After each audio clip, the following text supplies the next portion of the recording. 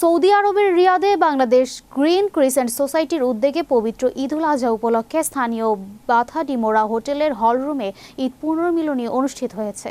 সংগঠনের সহসভাপতি মোহাম্মদ নজরুল ইসলামের সভাপতিত্বে এবং নুরুজ্জামান সুমন ও সেলিম আহমেদ জুনেদের যৌথ সঞ্চালনায় প্রধান অতিথি ছিলেন মোহাম্মদ আব্দুল আজিজ মাসুক। এ সময় বিশেষ অতিথি হিসেবে বক্তব্য রাখেন সান সিটি পলিক্লিনিক এর উপব্যবস্থাপনা পরিচালক সাখাওয়াত হোসেন আরমান। এই সময় বিশেষ অতিথি ছিলেন মোহাম্মদ আব্বুস সাত্তার, বিটিভির সাবেক প্রতিনিধি শাহজাহান চঞ্চল, সাংবাদিক ABM বুলবুল আহমেদ ও খালেদ শাহাবুদ্দিন সহ অনেকে।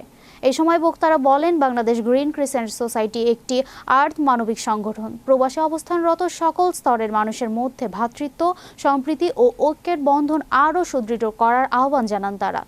অনুষ্ঠানে স্থানীয় কমিউনিটি ব্যক্তিবর্গ, রাজনৈতিক ও সামাজিক নেতৃবৃন্দ সহ বিভিন্ন শ্রেণী পেশার মানুষ অংশগ্রহণ করেন।